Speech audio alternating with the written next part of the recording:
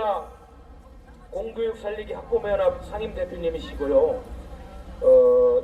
대교협 대학 입학 전형위원님 지내셔 국무총리실 유호통합 자문위원. 애국심 가진 학부모 운동하는 엄마가 얘기하는 걸로 편안히 들어주실 거죠? 네, 감사합니다. 그리고 또 하나 먼저 감사 인사를 드려야 해요. 이번에 우리 공화당에서 우리 3월 10일 그날 희생되신 애국자들 그분들을 위해서 싸워주시고 그들의 진상 이 사건 규명을 위해서 정말 나서주셔서 너무 감사합니다. 그 돌아가신 한 분 중에 이정남 지사님이라고 대구에 울산에 사신 그분이 돌아가신데 그분 돌아가시기 바로 직전에 탄핵 그 현장에서 제가 5분 전까지 대표 앞에서 고모님 그러고 손 흔들고 정말 사랑하고 존경하고 그만큼 애국자는 안 계십니다.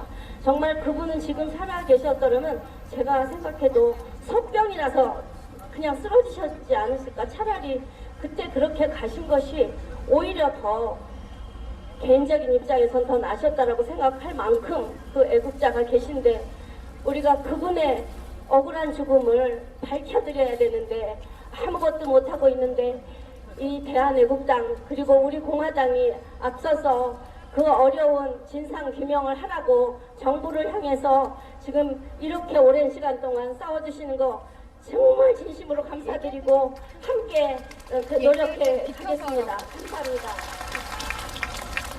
저는 우리 정치도 몰랐고요. 뭐 우리 엄마들이나 보통 시민들이 정치는 우리 몫이 아니라고 생각했잖아요. 그래서 당에 가입한 적도 없었고 그냥 평생 정치인들이 잘 알아서 하겠지 이런 마음으로 살아와서 저는 자유한국당에 늘 투표는 해왔고 지난번 대선에서 홍준표 당대표 지지 유세도 하고 그런 일 해서 이제 나중에 당원 가입을 해야 될 시점 그 시점이 바로 김진태 의원을 당대표 만들려고 사실 자유한국당에 입당을 했었습니다. 그런데 그 과정에서 정말 자유한국당이 이런 데였구나. 와, 완전히 패거리 정치 그리고 젊은 사람들에게 기회를 주지 않는 정당 그리고 과거에서 기득권을 놓지 않는 진짜 썩어빠진 정당이라는 생각이 들었고 대안이 없을까? 어떻게 하지? 하다가 우리 공화당으로 대한한국당이 이제 개명을 하면서 저는 우리 공화당이 거기에 그냥 뭐 호신이라고 생각하지 않습니다. 저는 진정한 태극기 신당이라고 생각하는데 여러분 맞지 않습니까? 우리 공화당은 정말 우리가 2년 반 동안이나 태극기를 들면서 아무것도 모르는 국민들이 나라를 지키려고 나온 그 태극기 세력들의 집합체라고 생각하고 그렇기 때문에 이 당밖에 지금 우리나라는 희망이 없다고 생각합니다. 네, 의견 모르는 사람들은 도대체 이경자 씨 이게 뭐 하는 짓이냐고 하면서 우리 전국 학부모단체 연합 제가 공동대표인데 몇몇 사람은 제가 우리 공화당에 입당했다는 그 공개적인 연설을 듣고 탈당을 우리 전학연을 떠났을 정도예요. 얼마나 사람들이 옹졸한지 모릅니다 정말. 그리고 무조건 뭉쳐야 산다 이런 생각만 하는데요. 뭉쳐야 사는 게 어디로 뭉쳐야 되는지 무조건 뭉치면 됩니까? 왜 이렇게 사람들이 바보 같아요? 제대로 된 대로 뭉쳐야 되는데 현재 자유한국당은 제대로 된 당이 아니라는 뜻이죠. 저는 지금 현재 우리 공화당은 대한애국당에서 외연을 넓힌 완전히 다른 정당이라고 생각하는데 맞습니까? 네. 우리는 개인 한 사람을 보고 뭉친 당도 아니고 정말 뭐 박근혜 대통령 탄핵 오로지 한 가지만 뭉친 당도 아닙니다. 우리는 대한민국을 살리려고 뭉친 민초들의 정당입니다. 맞죠? 네. 그래서 저는 여태까지 태극기는 다 똑같은 태극기라고 생각했어요. 사실은 그랬죠. 2년 반 동안 서울역, 또 뭐 동아면세점, 대한문 모두가 다 똑같이 태극기를 들었으니까요. 그런데 저는 정말 이 3월 10일 이 항쟁에 맞선 태극기로 저는 태극기가 차별화되기 시작했다. 그리고 그 이후에 벌써 80일이나 넘은 날을 여러분들은 거리에서 진짜 이렇게 끈질기게 싸우는 사람 우리 대한민국에 여태까지 있었을까요? 없었죠. 네. 이것은 진정성이 없으면 도저히 할 수 없는 일인데 여러분은 지금 행동으로 우리에게 그 진정성을 보이고 계십니다. 그래서 솔직히 제가 처음에 늦게 와서 죄송합니다. 그렇게 말씀드렸는데요. 가끔 제가 여기 나옵니다. 밤에도 나오는데 그렇게 부끄러울 수가 없어요. 그리고 여러분들은 서로 다 동지셔서 너무나 친한데 가끔 나타나는 이 늦게 온 사람은 그 안을 파고들기가 참 어렵던데 정말 여러분들한테 그렇게 마음 먹는 사람이 되게 많을 거예요. 그러니까 오지는 못하지만 아직은 못 왔지만 언젠가 확실하게 이제 우리 공화당의 색깔을 더 보이는 날 아주 때로 몰려올 거라고 전 장담합니다. 네, 교육 얘기를 하기 전에 이렇게 서론이 되게 긴데 조금만 더 말씀드리면 우리 공화당에 저는 부탁을 하고 싶어요. 지금까지 아직 벗겨지지 않은 그런 색깔이라든가 그런 모양이 있는데 저는 우리 공화당이야말로 진짜 진정한 자유 우파의 가치 정당으로 아주 다시 재매김했으면 좋겠어요. 우리는 개인을 위한 게 아니잖아요. 우리는 그동안 우리가 자유민주주의 국가에 살고 있다는 생각 별로 해본 적 없을 만큼 그냥 당연한 나라, 우리가 모든 누리는 모든 것이 너무나 당연한 공기나 물과 이 산소와 같이 이렇게 느꼈는데 그 자유가 그렇게 얻기 어려웠던 자유고 그것을 지키기도 무지 어렵다는 것을 이번 기회에 깨닫게 됐잖아요. 저는 어저께 방송에서 들었는데 여러분 아시는 분도 많으실 거예요. 근데 다시 한번 우리 확인하고 가죠. 자유의 반대가 뭘까요? 그러면 네, 어제 그 방송 안 보셨나 보다. 저만 봤나 보네요. 잘 됐네요. 그러면 얼른 얘기할 때 자유의 반대 그러면 억압이라던가 무슨 또 뭐 평화라든가 뭐 이런 거를 생각할 텐데 아니래요. 자유의 반대는 바로 평등이래요. 되게 웃기죠? 네. 근데 듣고 보니까 진짜 맞는 거였어요. 우리는 요즘에 이름의 평등 때문에 속 터져 죽겠잖아요. 어떻게 사람이 진짜 태어날 때부터 평등하다곤 하지만 어떻게 다 평등할 수 있어요? 태어날 때 머리가 좋은 사람, 나쁜 사람, 부잣집에서 태어난 사람, 가난한 집에서 태어난 사람, 그야말로 키 큰 사람, 작은 사람 다 있고 성격이 유한 사람, 급한 사람 이렇게 있듯이 모두가 다르기 때문에 이것은 절대로 똑같고 평등할 수가 없는 거고 그것은 그야말로 아주 다양성이 있는 자유스러운 거였어요. 그런데 우리는 지금 좌파 애들이 들고 나오는 가장 기초적인 단어가 바로 평등이잖아요. 아, 그들은 절대로 크게 자유를 얘기하지 않아요. 그러고 보니까 진짜 자유의 반대가 평등이었어요. 제가 학부모 운동을 하면서 올해로 20년째입니다. 정말 어떻게 하다 보니까 20년이 됐어요. 근데 그 20년 전 1999년이 제가 우리 아들을 고등학교에 보낸 해거든요. 그때부터 저는 좀 유난스러운 엄마였나 봐요. 왜냐? 저는 학교를 선택하고 싶었어요. 우리 옛날에 우리 여기 계시던 대부분의 분들은 다 평준화 이전 세대잖아요. 그러니까 우리들은 내 실력에 맞는 학교에 시험 보고 들어가셨죠.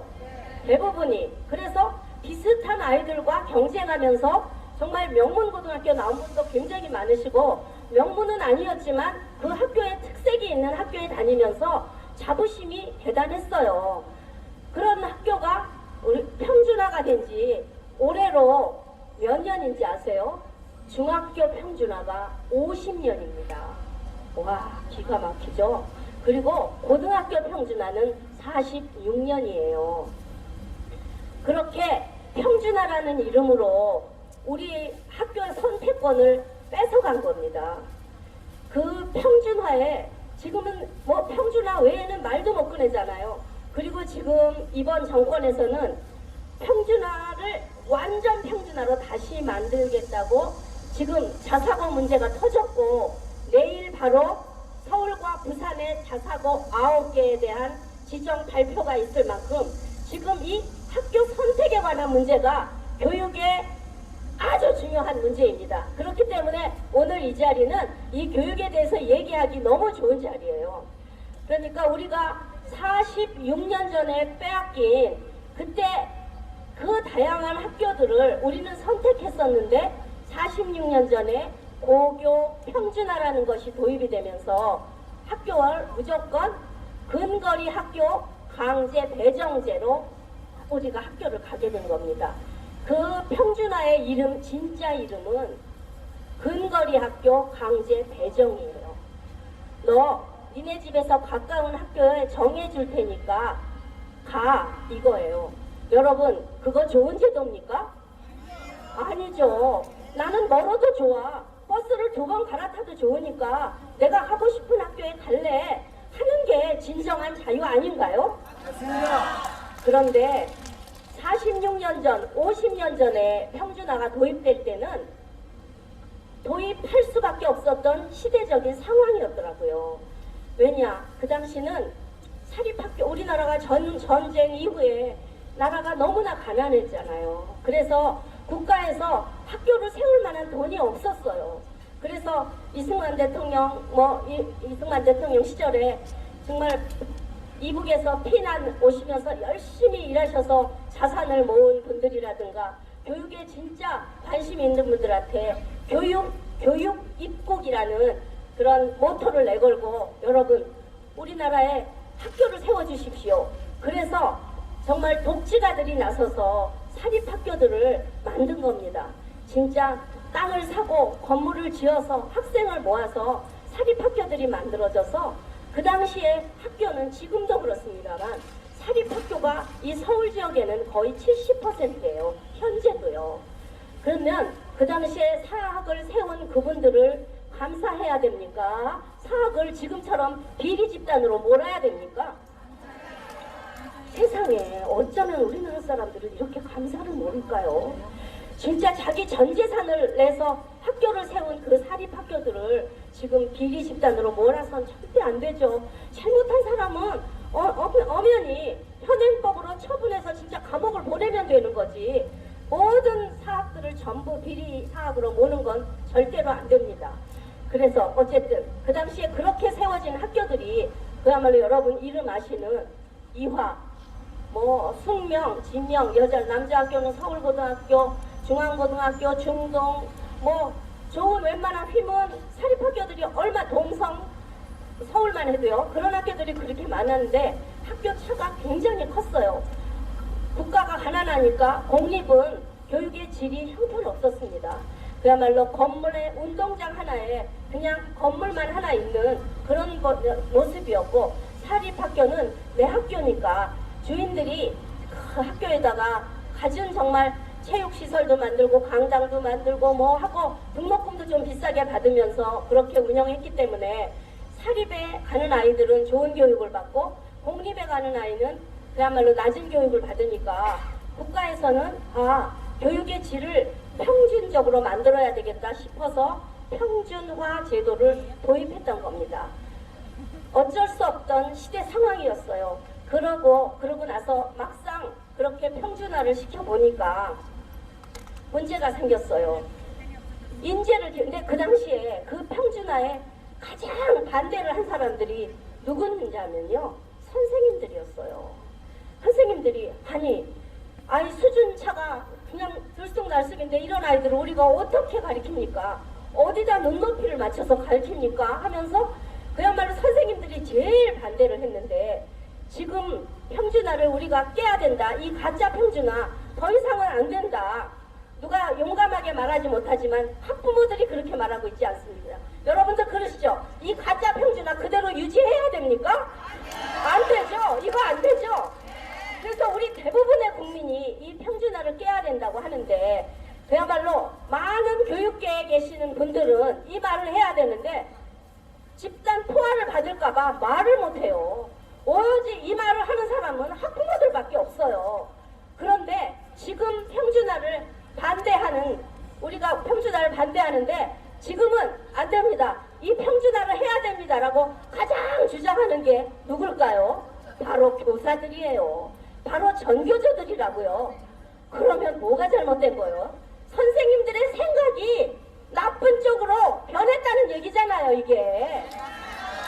예, 선생님들이 처음에는 그렇게 위아래 있는 아이들은 안 된다고 수준이 비슷한 애들끼리 모아놓으려고 그랬는데 지금은 그야말로 진짜 학교에서 일반고가 그야말로 수준차가 들쑥날쑥 있는 아이들을 가리키니까 도저히 못 가리키겠다고 자기들 말하고 일반고가 다 죽었다고 말하면서도 절대로 이 평준화는 유지돼야 된다고 말하니까 이 교사들이 지금 완전히 논리도 없고 완전히 무슨 어거지를 쓰고 있는 거예요.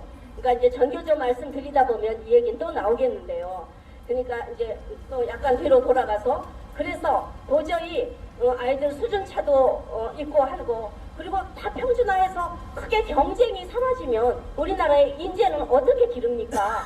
그리고 분명히 수재도 있고 천재도 있잖아요. 그런 아이들 또 과학 영재도 있고 또 예술계통의 수재도 있고 하니까 도저히 안 됩니다. 해서 처음에 맞습니다. 그러니까 그런 특수 목적 고등학교를 만들어야지 도저히 안 되겠네요. 라고 김영삼 때 만든 것이 특수 목적고 과학고등학교와 외국어 고등학교 그리고 예원 선화예고 같은 예술고등학교입니다. 그게 첫 번째 평준화에다가 뚫어놓은 구멍이에요.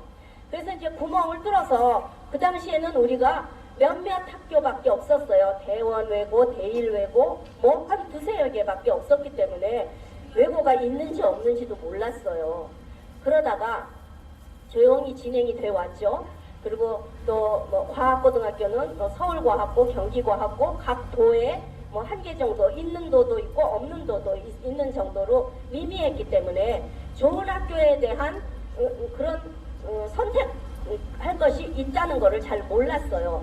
그런데 그 후에 김대중 정권에 이런 그 특목고 가지고는 또 안 되겠다 싶어서 이런 그 기업이라든가 또 사학 이런 이제 어떤 법인 같은 데서 우리도 학교를 만들고 싶습니다 해서 만들어진 것이 말하자면 자립형 사립고등학교입니다. 지금 있는 자율형 사립학교하고는 다른 자사고라고 말하는 자립형 사립고등학교예요. 그것이 처음에 제일 유명한 게 민족사관고등학교죠.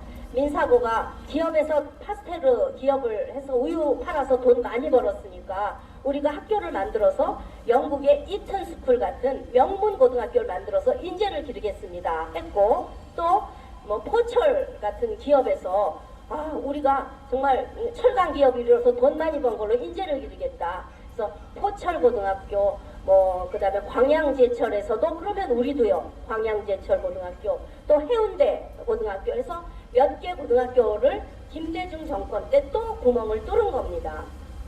그리고 그러면서 약속하기를 지금은 당신네 학교 몇 학교만 해주고 이제 그런 학교들은 국가 지원을 하나도 안 받고 당신네들이 땅도 사고 건물도 짓고 등록금도 알아서 잘 받아서 국가의 그 국고를 쓰지 마십시오 하니까 좋습니다. 그럼 우리 기업에서 돈을 많이 내서 그렇게 하고 또 개인 부담도 많았죠. 그런 학교를 말라서 두 번째 구멍을 뚫었어요. 그러고 나니까 이제 그때서야 사람들이 우리가 선택할 학교가 몰랐는데 생겼네 하니까 아유 나 저런 학교 보내야 되겠어. 그러면서 사람들이 그런 학교에 관심을 갖게 된 거예요. 그러니까 외국어 고등학교가 늘어나기 시작한 거죠. 그래서 특목고도 늘어나기 시작을 했어요. 그래서 서울고등학교, 고양외고, 무슨 여러 외국 고등학교들이 용인외고 이런 것들이 점차적으로 늘어나면서 사람들은 그 학교를 보내고 또 자사고를 보내고 싶었는데 그래도 수요에 비해서 공급이 너무 적은 거예요. 그러니까 다 일찍부터 준비를 해야만 그 학교를 갈 수가 있으니까 고등학교를 보내는데 중학교 2, 3학년 때부터 준비해서 갈 수 있어야 하는데 너무 경쟁이 치열하니까 초등학교 5, 6학년 그때부터 준비를 하기 시작한 게 어디서 준비하겠습니까? 그게 다 사교육을 통해서밖에 할 수가 없게 된 거예요. 그래서 사교육이 늘어나기 시작한 겁니다. 그럴 때 제 때 맞춰서 국민들의 요구 수준에 맞게 학교 그런 특목고나 자사고를 확대를 했더라면 정말 좋은 학교로 다 변하고 일반계 고등학교들이 다 자사고로 전환을 할 수 있었을 거예요. 그런데 계속 그때부터 막기 시작한 게 제가 그거 사정을 잘 아는 이유가 있습니다. 제가 2004년에 자사고 제도 개선 위원으로 유일하게 학부모로 거기에 참여를 했었거든요. 근데 진짜 그 안에 그게 2004년 노무현 정권 때예요. 근데 진짜 그렇게 위원회에서 치열하게 싸워본 적이 없습니다. 그때는 말하자면 좌파 정권이었어요. 근데 그 위원회 구성을 그야말로 좌우 거의 동수로 그렇게 해놓고 그러니까 피 터지게 싸웠죠. 회의를 정말 9번, 10번씩 하는 위원회가 거의 없습니다. 그야말로 위원회 공화국에서 말만 공화국인데 그 위원회는 진짜 치열하게 싸워서 마지막에 이거 도저히 결판이 안 나서 표결에 붙여서 가까스로 자사고를 확대하는 정책이 통과가 됐어요. 그게 김대중 때 약속한 것을 지키는 결과가 노무현 정권 때 내려진 겁니다. 그래서 정말 얼마나 저는 기뻤는지 몰라요. 그래서 와 진짜 이제 정말 우리 아이들의 좋은 학교가 많이 늘어나겠구나 생각했는데 내일 모레 발표하기로 되어 있는데 갑자기 내일 모레 발표가 딱 되는데 뉴스에서 이 자사고를 확대를 안 하기로 결정했다고 발표를 하는 거예요. 그래서 세상에 엊그저께 회의에서 그야말로 진짜 막 같이 브라보까지 하고 저녁까지 먹고 헤어졌는데 기가 막혀가지고 교육부에 전화를 걸었어요. 그 당시 국장한테 국장님 이게 어떻게 된 겁니까? 그랬더니 죄송합니다. 이게 청와대에 올렸는데 청와대에서 부결이 됐습니다. 이렇게 말을 하는 거예요. 그래서 이게 무슨 말이냐고 근데 나중에 알고 봤더니 그 당시에는 몰랐어요. 알고 봤더니 그 당시에 청와대 노무현 대통령 꼭대기에 전교조가 있었던 겁니다. 그 당시에 지금은 뭐 청와대 교육문화 수석이 있고 무슨 수석이 있고 이런 거 우리도 되게 유식해졌죠. 그때 처음 들어봤어요. 교육문화 수석이라는 자리가 있는데 그 자리에 김진경이라는 교육문화 수석이 그것을 반대했다는 거예요. 몇 달 후에 물어 알게 된 건데요. 근데 그 김진경이라는 사람이 전교조 평교사 출신이었어요. 그런데 청와대에 들어가서 진짜 대통령이 이것은 자사고를 확대해야 된다고 그것을 안건에 붙이게 약속을 지키려고 했는데 그것이 전교조로 인해서 무산이 됐던 것이 그때부터 전교조는 이미 우리나라의 정권 위에 있는 집단이었습니다. 그런데 여러분께 기가 막힌 이야기를 해드릴게요. 그 김진경이가 2004년도에 청와대에 있던 김진경이가 지금 어디 있느냐입니다. 그 김진경이 지금 몇 정권을 지나왔잖아요. 노무현 지나 이명박, 박근혜, 문재인 정권입니다. 문재인 정권에 와서 지금 여러분 국가교육회의라는 거 만든다는 얘기 신문에서 많이 보시지 않았어요? 국가교육회의를 만들어서 모든 교육정책은 교육부에서 정하지 않고 국가교육회의라는 걸 만들어서 각계의 인사들이 교육에 전부 참여해서 국가의 미래, 교육 미래를 결정한다면 겉으로 볼 때 얼마나 훌륭합니까? 멋있잖아요. 그런데 그 국가교육회의의 구성원은 전부 다 좌파입니다. 정말 옛날에 노무현 때는 그야말로 좌우 동수 뭐 전교조 그럼 교총 이쪽에 참교육 학부모회, 그러면 제가 있던 인간교육 실현 학부모였는데 이렇게 좌우 그야말로 구색은 맞췄었어요. 그리고 그 안에서 피 터지게 싸우는 경우는 별로 없었어요. 대부분이 자기들로 끌고 가긴 했어요. 그렇지만 구색은 맞췄는데 이번에 국가교육회의라는 것은 100% 좌파로 짜여져 있는데 거기 국가교육회의의 의장이 바로 김진경입니다. 기가 막힙니다. 그러니까요, 우리나라 교육은 지금 제가 오늘 이 책을 여러분께 보여드리려고 가져왔습니다. 이것은 거의 제가 피로 쓴 책입니다. 책이 아닙니다. 그동안 저는 20년 동안, 그리고 또 제가 공교육 살리기 학부모연합을 만든 지는 10년이 됐는데요. 그 10년 동안에 성명을 쓴 게 거의 700편에서 800편 정도 됩니다. 그 중에 5년 됐을 때 여기 한 100편 이상을 묶어서 책으로 묶어낸 건데 제목이 엄마들의 공교육 살리기 아우성입니다. 진짜 아우성을 쳤습니다. 근데 그 아우성은 뭐였냐 하면 교육부에서 발표되는 정책이 이거 아니에요. 차사고 이거 확대해야 돼요. 이거 반대. 교원평가 이거 해야 된다. 교원평가 걔네들은 반대잖아. 전교조 교육정책에 반대. 뭐든지 전교조가 하는 교육정책이 나오면 반대합니다. 안 됩니다. 그것은 결사 반대, 전부 결사 반대예요. 그게 학부모들의 아우성이고 국민의 민심이고 국민의 여론이고 교육 공급자인 전교조에 대항하는 교육 수요자들의 목소리입니다. 그런데 그렇게 반대해서 나는 내가 한 일이 뭐지 도대체. 이 책을 만들 때 제가 그런 생각이 들었어요.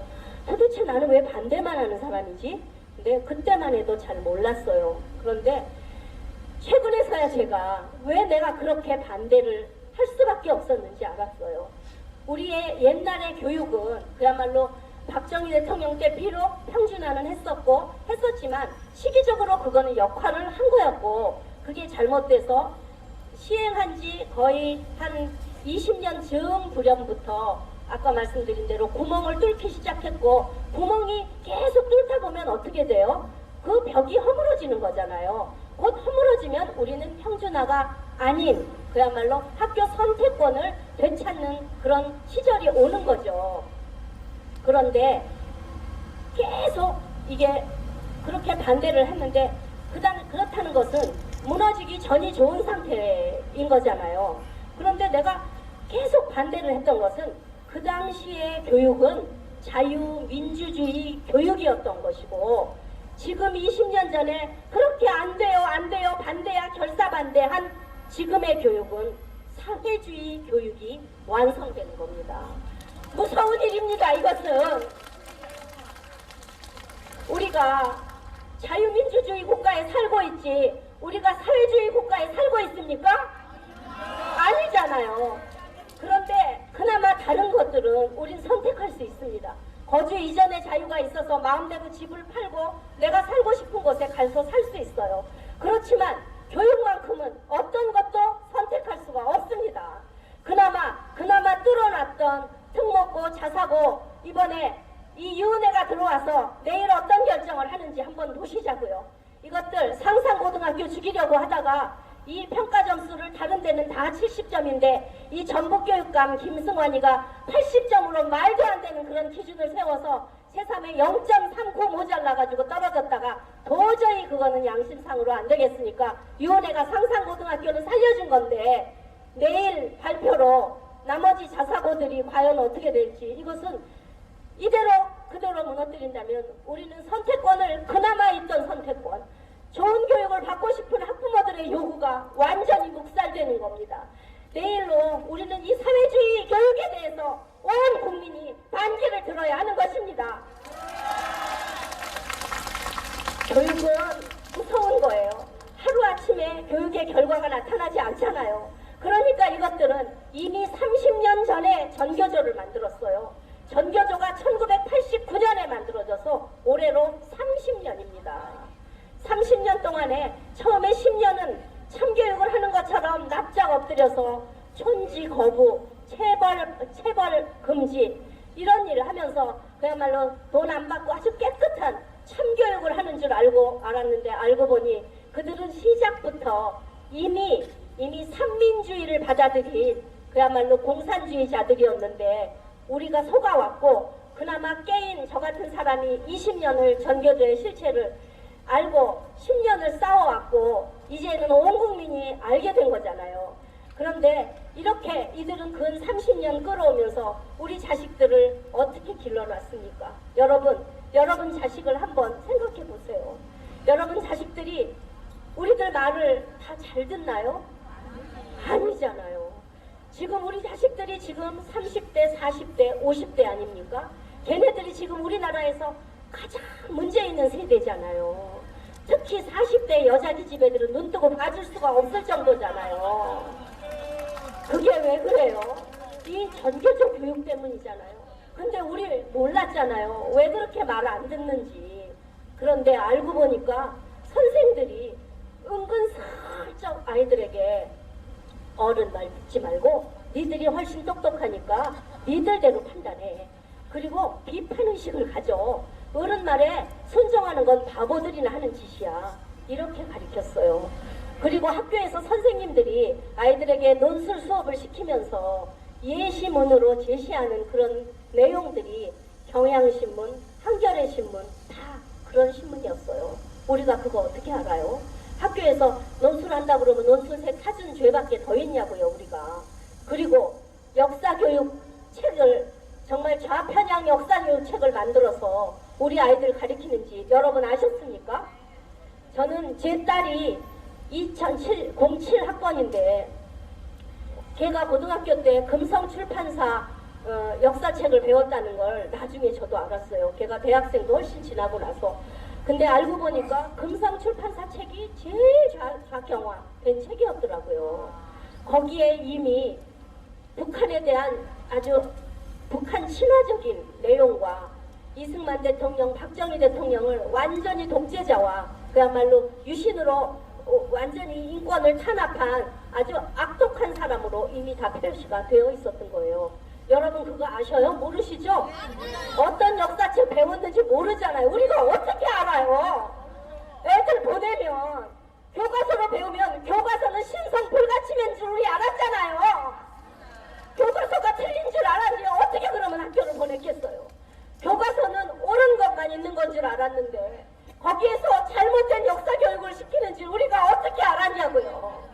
그래서 우리가 국정 역사 교과서 만들어 달라고 정부에 외쳐서 역사책 만들어서 얼마나 박근혜 대통령 애쓰시면서 결단을 내려서 책 만들었는데 문재인 이 개새끼가 들어와서 제일 먼저 한 일이 뭐예요? 역사 교과서 폐지했잖아요.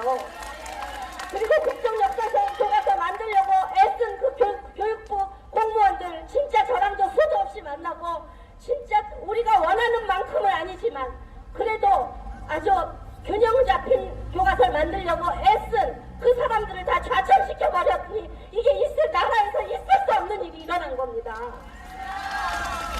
그렇다면 앞으로 공무원들이 어떻게 소신을 가지고 올바른 일을 추진할 수 있겠어요?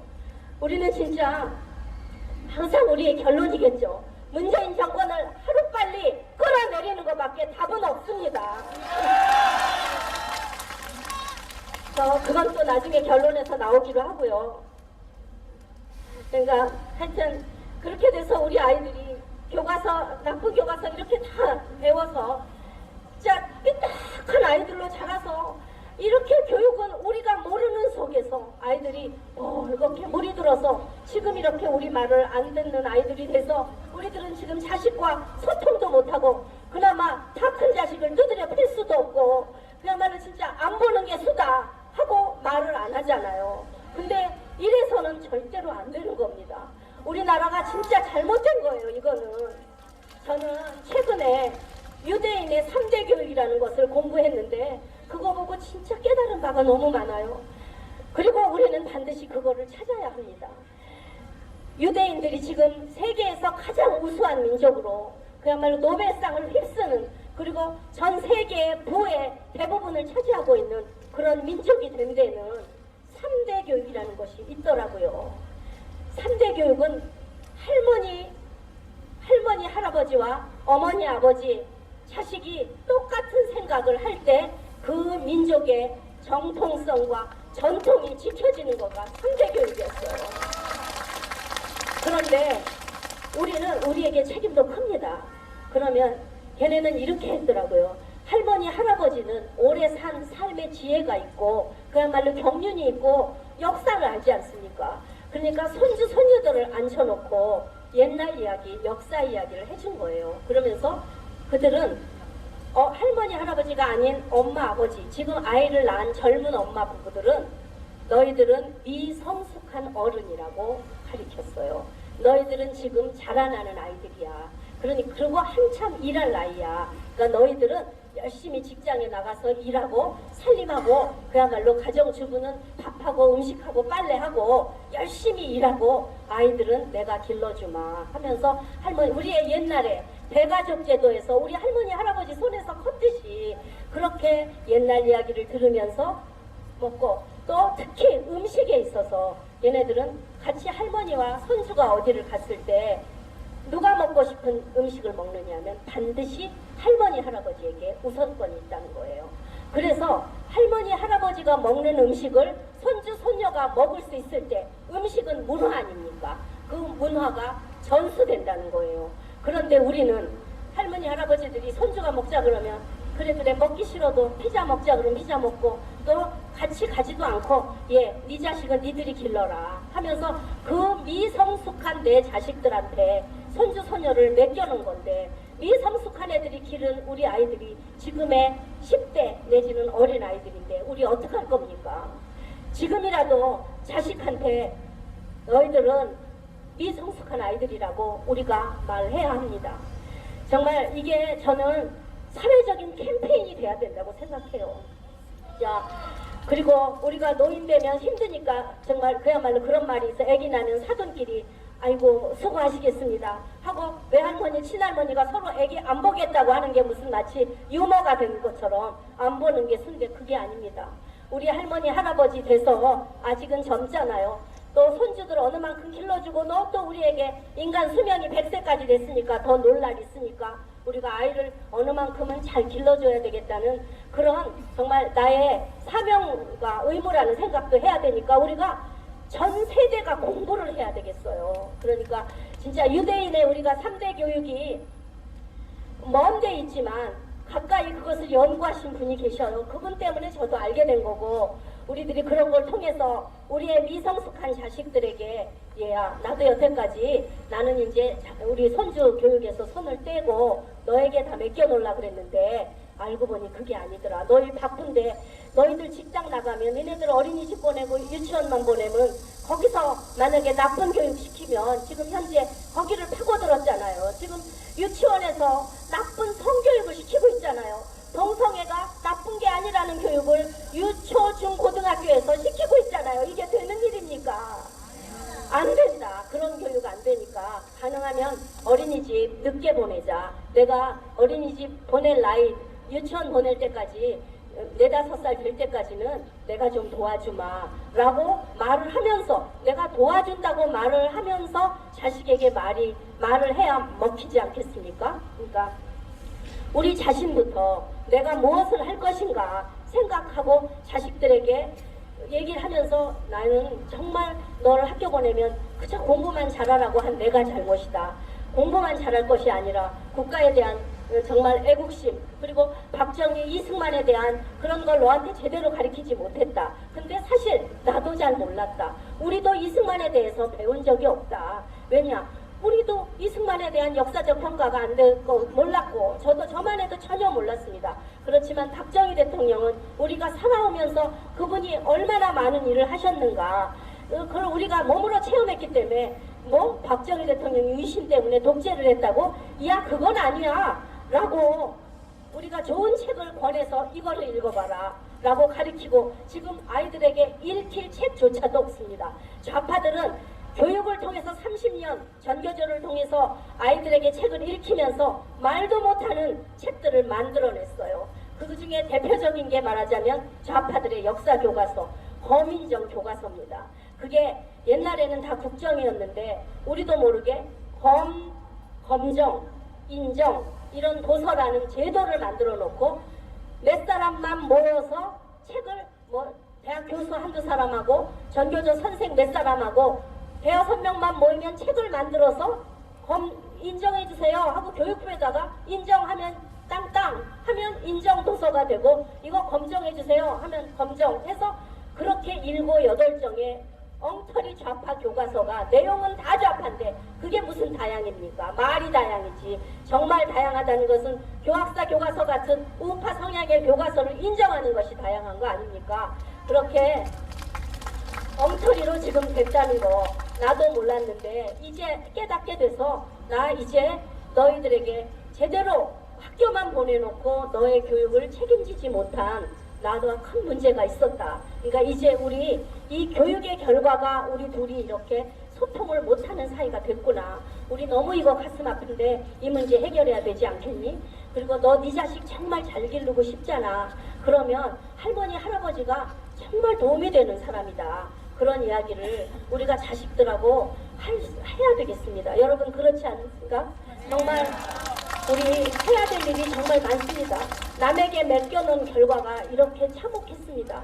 정치를 정치인에게 맡겨놓은 결과가 이렇게 쓰레기 같은 것들이 다 국회를 장악해서 저는 지금 우리가 이렇게 태극기를 드는 궁극적인 어떤 목표가 국회 해산이 됐으면 좋겠습니다. 지금 국회에서 쓸만한 국회의원이 몇 명이나 됩니까? 근데 민주당 이 주사파 이 쓰레기들은 학교 다닐 때 공부 하나도 안 한 놈들이래요. 진짜. 예, 저는 지금 건국대학교 교수님 또 한양대학교 교수님 하셨던 지금 다 퇴직하셨죠. 그분들에게 들었습니다. 어느 날 그 교수님이 이러시는 거예요. 이 대표님 사실은 특히 이제 맹주성 교수님 여러분 잘 아시죠? 그 한양대학교 임종석이 다니던 한양대학교에 그 당시에 교무처장을 하셨던 맹주성 선생님이 임종석이가 청와대 들어가자마자 너 같은 애가 청와대 들어가니까 정말 걱정이다. 너 잘해라 라고 야단 치신 거 아시죠? 그 교수님하고 또 건국대학교 교수님한테 들었는데 이런 말씀을 하시는 거예요. 이 대표님 정말 죽을 죄를 우리들이 졌습니다. 이 주사파 얘네들이 이 청와대를 장악하게 된 데는 모든 책임이 우리들에게 있습니다. 이렇게 말씀하셨어요. 왜냐? 왜요? 교수님들 설마 그렇게까지는요? 아닙니다. 사실 그 당시에 학생운동이 말도 못했잖아요. 각 학교마다 한 총련이 만들어져서 맨날 데모가 일색일 때 얘네들이 거의 지방에서 온 아이들이 학생회를 전부 장악을 했대요. 그러니까 얘네들은 시골에서 돈이 조금밖에 안 오니까 뭐 용돈도 부족하고 하니까 학교에 학생회실에서 먹고 자고 하는데 여차하면 학교에서 요만한 빌미를 잡아서 데모를 했대요. 데모를 하면 처음에는 성적 얘기부터 할게요. 도대체 이놈 자식들이 수업에 한 번도 안 들었답니다. 1시간도 안 들어왔대요. 이게 믿어지세요? 근데 어떻게 졸업을 했어요? 그러니까 그게 우리 책임이죠. 근데 너무 안 나오니까 전부 F를 주셨대요. 다 F를 주니까 나중에 교무처에서 전화가 와서 교수님 이거 좀 D라도 달라고 그러더라고요. 아니 수업이 한 번도 안 들었는데 어떻게 내가 F를 줍니까? 빨리 승진 올려가지고 졸업시켜야 되지 않겠습니까? 얘네들 더 이상은 안 되니까 빨리 졸업시킵시다. 그러니까 그냥 학점 줘가지고 해를 넘겨가지고 빨리 졸업시키자 그래서 할 수 없이 D로 고쳐주셨대요. 그런데 그 다음 해가 됐는데 또 안 들어오더래요. 그리고 또 졸업한다고 안 되는 게 아니라 그 다음 또 입학생이 들어오는데 똑같은 짓을 하더라는 거예요. 그래서 이건 안 되지. 나도 교수인데 양심 있지 싶어가지고 D를 줬대요. 그러는데도 아무 말이 없더래요. 그래서 사실 알고 보니까 나중에 그 교무처에서 걔네 성적표를 F를 준 걸 갖다가 D로 다 고쳐서 졸업을 시켰답니다. 그러니까 이 자식들은 4년 내내 어떤 대학 공부도 안 해서 얘네들은 고졸 수준이랍니다. 정말이래요. 이게 정말이래요. 그분이 내놓고 밖에서 말씀 못 하십니다. 그래서 제가 지금 이름을 말씀 못 드리는 겁니다. 그러면서 우리들이 그 당시에 죽을 죄를 졌다고. 사실 우리들이 이 일을 이렇게까지 될 줄 몰랐고, 그나마 운동권에서 졸업하면 그래도 그냥 어디 가서 밥은 벌어먹고 살 줄 알았는데, 이것들은 평생 그 당시에. 그리고 아까 돈 얘기요. 그러니까 돈이 모자르니까 여차하면 학교에서 막 학교 현관 점거해가지고 무슨 뭐 인상해라, 학생회비 인상해라 데모하니까 걔네들 그럼 학교에 수업 지장 있으니까 걔네들 입 막으려고 학생회에다가 계속 돈을 줬다는 거예요. 한 번 싸우면은 몇백만 원 더 주고, 또 싸우면 또 주고. 그러니까 그냥 얘네들이 우리가 싸우기만 하면 돈이 생겨. 아, 남의 거 뺏을 때는 투쟁밖에 없구나. 걔네들은 그때부터 습이 된 겁니다. 그래서 얘네들이 지금 하는 짓이 이미 20대 때 습이 돼버린 거예요. 그냥 남의 걸 뜯으면서 뜯어 먹으면서 살아온 아이들인 거예요. 그러니까 정말 진짜 대학이 책임져야 되는 일이더라고요, 이게. 근데 지금 그 사람들 다 뭐 정년퇴직하고 물러갔는데 어떻게 하겠습니까? 어차피 이렇게 된 거, 이 자식들 그 자리에 가서 지금 우리나라 경제 파탄 내고 안보 다 무너뜨리고, 그리고 온 국민들이 이제 저 새끼들은 다 간첩인 거 알고 북한하고 내통하는 거 아니까 이제는 이것도 미국도 알게 됐고 이 탄핵에도 그놈들이 다 연루돼 있다는 거 알게 됐으니까 어떻게든지 곧 해결될 날이 옵니다. 우리는 이런 걸 알고 저 새끼들이 얼마나 무식한 자식들인지, 그저 옷이나 잘 쳐입고 학교 회장 선거할 때 키 크고 그런 놈들만 뽑았으니까, 임정석이 새끼도 키 크고 다 얼굴은 뺀지르르하게 생긴 놈들이니까 다 정말 골 빠진 30, 40대 기집애들이 이 전교조 교육받아서 비판밖에 할 줄 모르는 것들이 다 걔네들에게 열광해서 이렇게 문재인 정권을 만들어서 이 상황이 된 거니까 정말 모두의 책임 지금이라도 깨달아야 될 것 같습니다.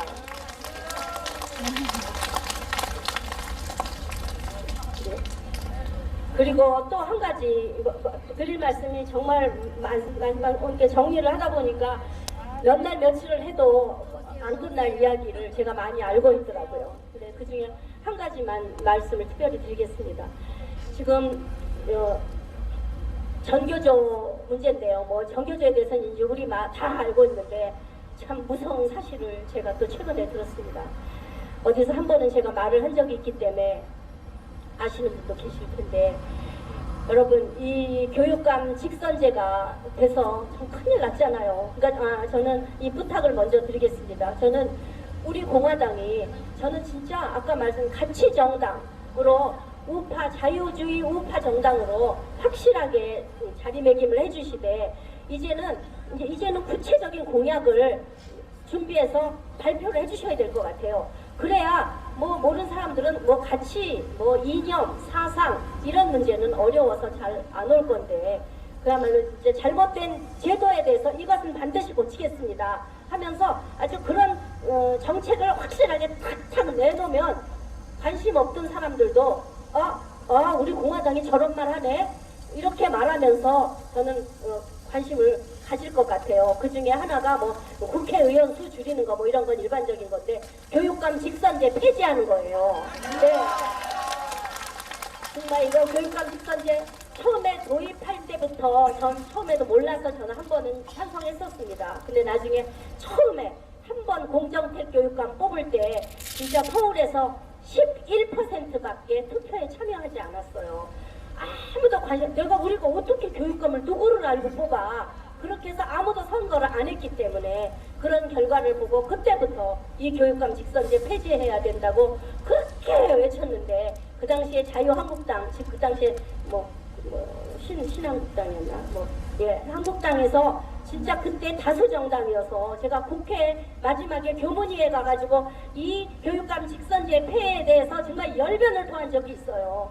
그럴 때 그 다수당일 때 그거를 못 막더라고요. 진짜 교육에 아무것도 모르는 게 지금의 자유한국당의 병신정당입니다, 정말. 네.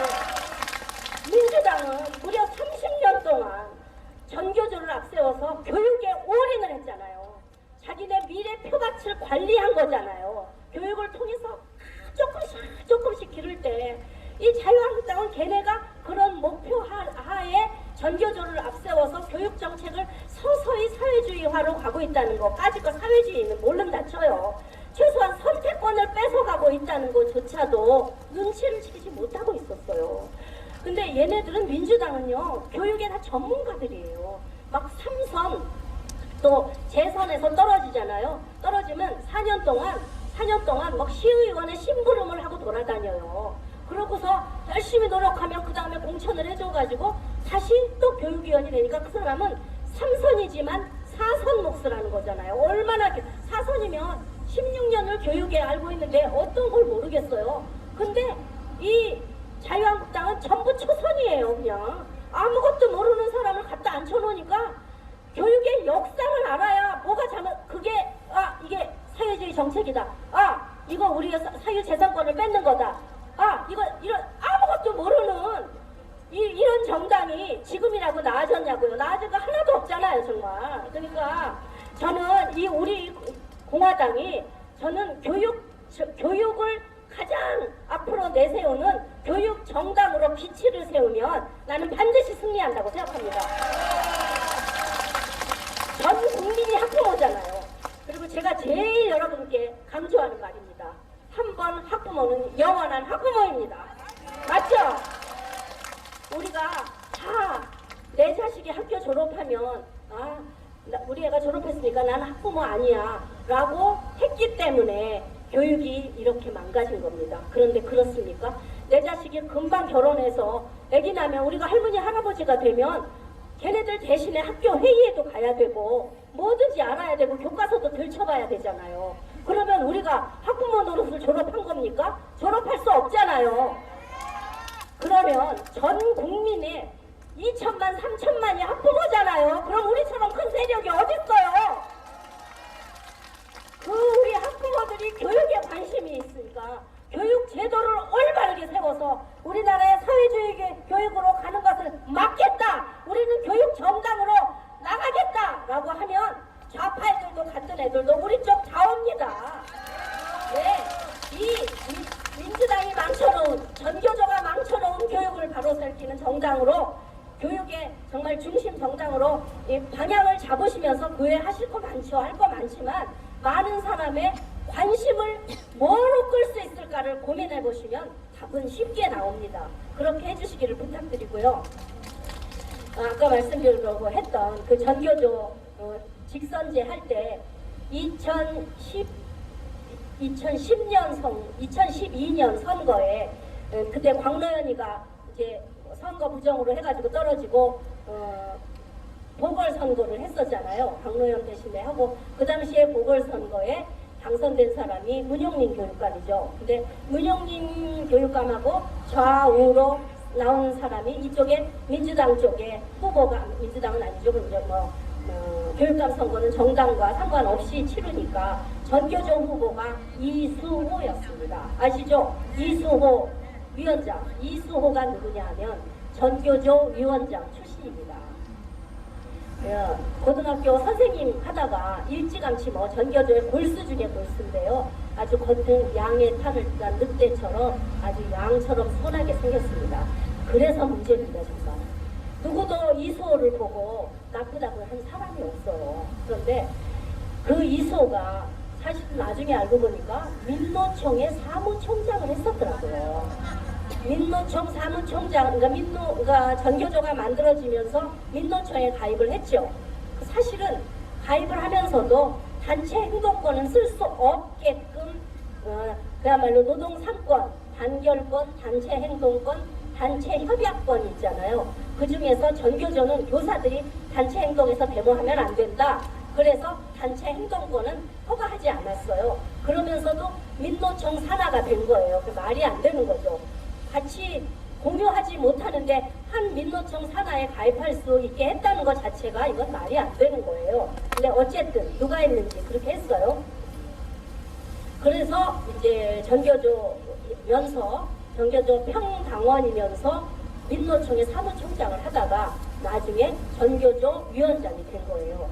그래서 이제 전교조 위원장 노릇을 하다가 나중에 또 전교조 선거에서 지고 나니까 걔네가 전교조 위원장도 PD와 NL이 나눠 하더라고요. 서로 주사파와 그야말로 정말 막시즘파가 둘이 나눠서 하는 거죠. 물좀 잘 쏘고 오실까요? 네? 물이요. 물좀 잘. 네, 고맙습니다. 그리고 이소가 간 곳이 민노총 위원장입니다. 민노총 위원장을 했으니 얼마나 막강한 자리에 간 거예요.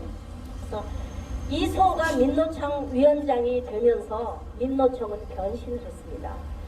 민노총이 그때까지는 어떤 위원장이래 봐야 금속노조, 화물노조, 화물연대, 방송노조 이런 사람들이었는데 그렇게 유능한 사람이 노조에 들질 않잖아요. 왜냐하면 이제 고위직에 있는 사람들은 노조에 못 들게 되어 있으니까. 그런데 이소가 민노총 위원장이 되면서 민노총 지도부가 모두가 다 전교조로 도배가 된 겁니다. 근데 전교조가 무서운 이유는 전교조를 보세요. 전교조는 전 노조원이 대졸자입니다. 그런 노조가 있겠습니까? 없죠. 어느 노조가 전 조합원이 대졸자예요. 그러니까 정말 전교조는 무시무시한 집단입니다. 머리와 팔, 다리, 몸통이 다 있는 집단이에요. 왜냐? 전국에 학교 없는 데가 어디 있어요? 시골 아주 촌구석에도 학교는 다 있으니까 그야말로 손가락 끝까지 아주 그냥 혈관이 통해져 있는 그런 조직입니다. 그러면서 그 민노총의 수뇌부를 전교조가 장악하기 시작하면서 투쟁성이 강화되고 모든 그 정책이 더 강경 일변도로 가게 된 겁니다. 그랬는데 이제 그 힘을 얻고 나중에 이소호가 전교조 교육감 후보로 민주진영 단일 후보로 나온 건데 걔는 그 당시에 반드시 이긴다고 장담했습니다만 그 당시에 처음으로 우파 후보 단일화를 이뤄서 문영린 교육감이 당선이 되는 바람에 걔가 이제 낭떠러지로 굴러 떨어졌어요. 그래서 저는 거기서 이수호는 사라진 줄 알았습니다.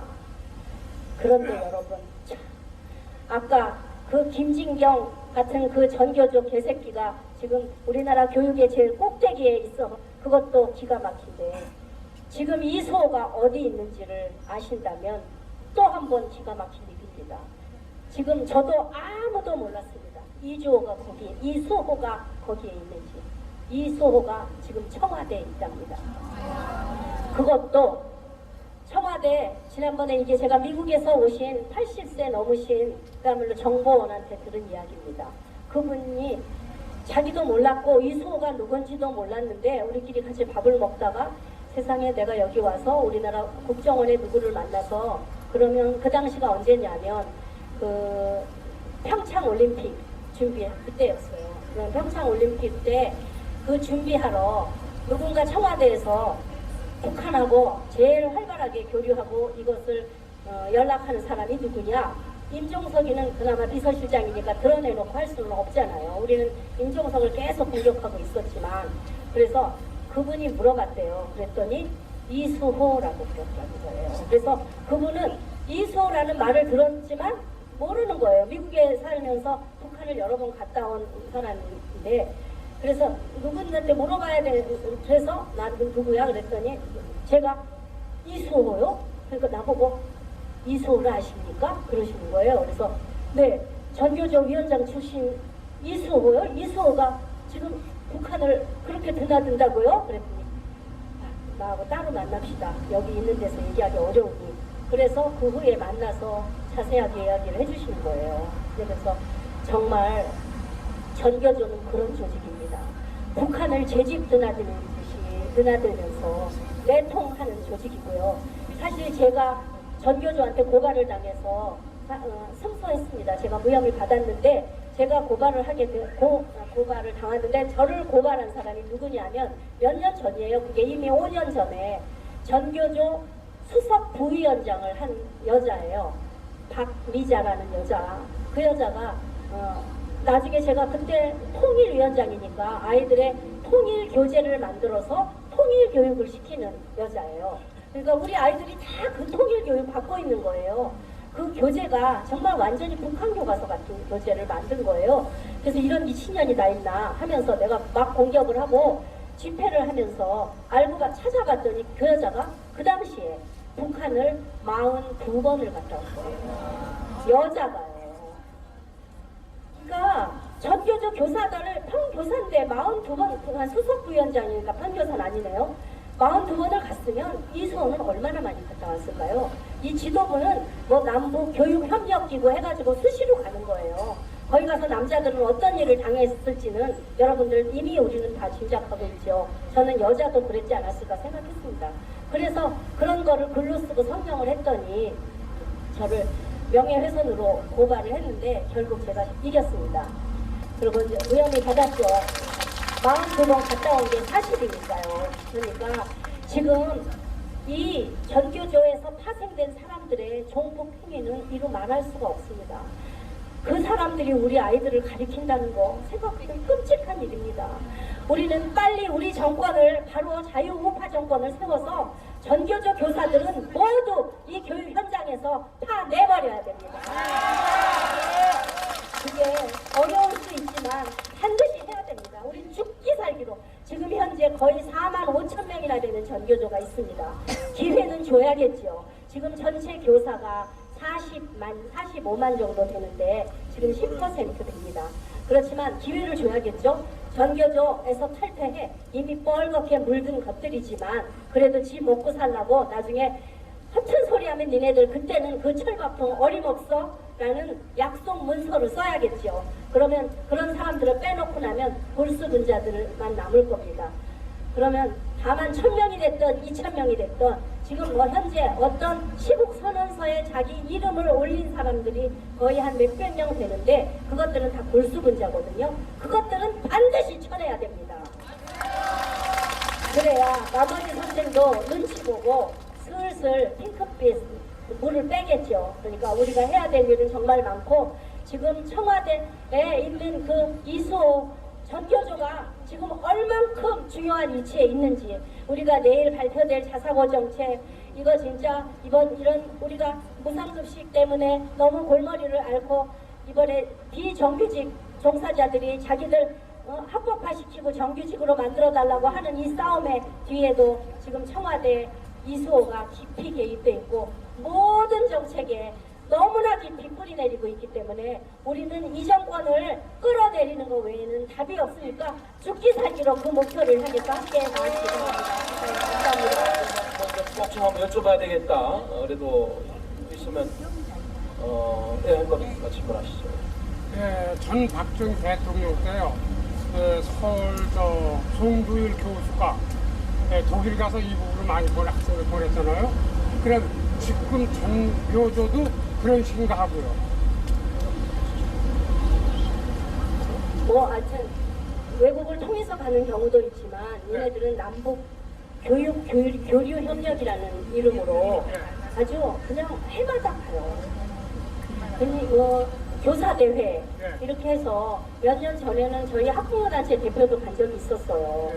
그럴 정도로 얘네들도 그냥 세상에 42번을 간다는 거는 가진 핑계를 다 대서 가는 거기 때문에 우리가 모르게 그 여자만 갔겠어요? 그냥 지도부들이 수시로 다니는 거예요.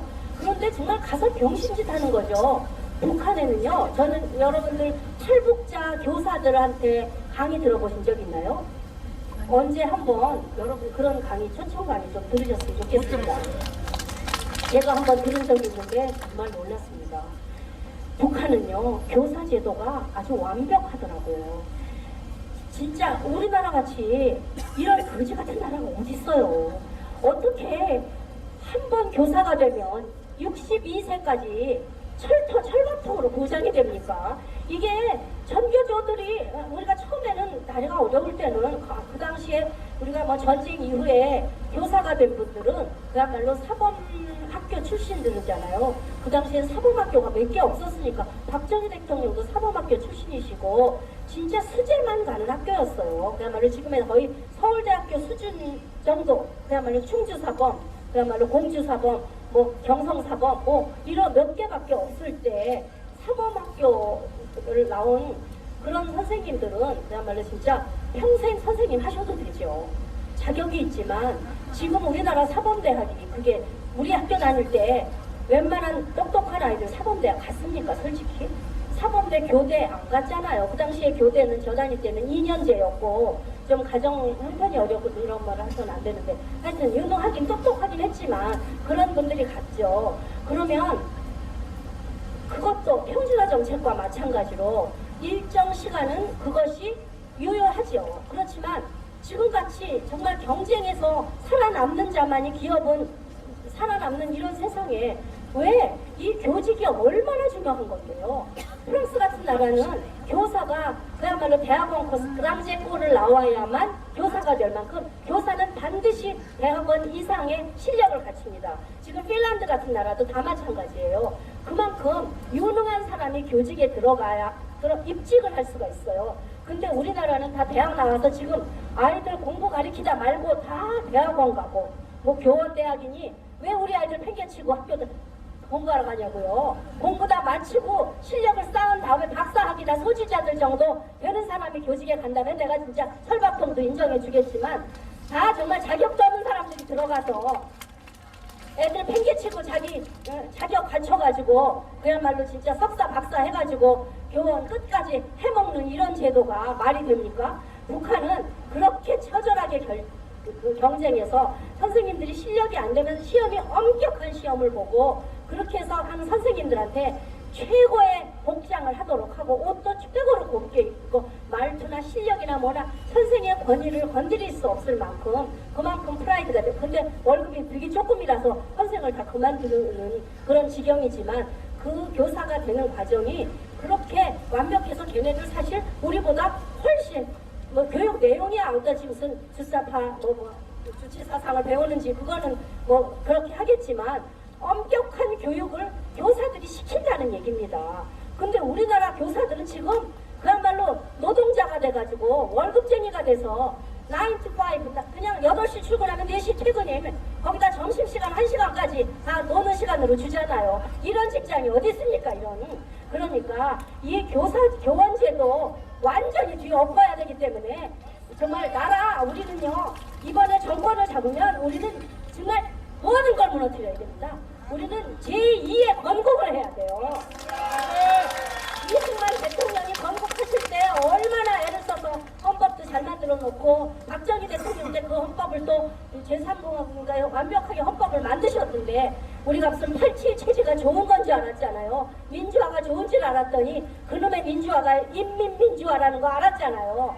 그러면서 모든 것을 참여하도록 만들어서 모든 걸 직선제로 만들어놔서 대학 총장이고 뭐고 다 직선제니까 그러면 직선제가 우리 좋은 줄 알았더니 알고 봤더니 직선제라는 거는 승자와 패배만 있는 거예요. 이기는 놈은 살고 지면 그야말로 아무것도 없는 그야말로 진짜 그러니까 죽기 살기로 이기려고 자기 편을 모으고 교수들이 자기 아이를 가리키는 것들이 아니라 내 표 모아서 하려고 교수들이 끝나면 매일 술 마시고 자기 라인에 세워가지고 총장 될 생각하기는 그런 직선제 모든 것이 다 무슨 뭐 헌법재판관도 뭐 대통령 추천 몇 명 대법원 추천 몇 명 마치 민주화인 것처럼 만들었지만 알고 보니까 그렇게 되니까 지금 완벽하게 민주당으로 다 차버리게 돼버렸잖아요. 그런 거 언제 만들어진 겁니까? 다 87 헌법으로 만들어진 거예요. 그게 언제 그때 만들었던 민주화라는 이름에 우리가 김영삼 이후 이때 다 속아 넘어간 거예요. 우리는 정말 제2의 건국을 그야말로 우리 몸에 맞는 거 우리나라 국민은 쉽게 선동당하고 한다는 스스로 인정도 하고 우리나라 국민들은 어느 정도 엄격함이 박정희 대통령이 확 끌고 갔을 때 우리들은 불같이 일어나기도 했고 우리나라 국민성을 기초로 한 헌법을 다시 만들면서 제2의 건국을 할 때 이 잘못된 교육, 잘못된 선생들 싸그리 몰아낼 수 있는 제도 함께 만드셨으면 좋겠습니다.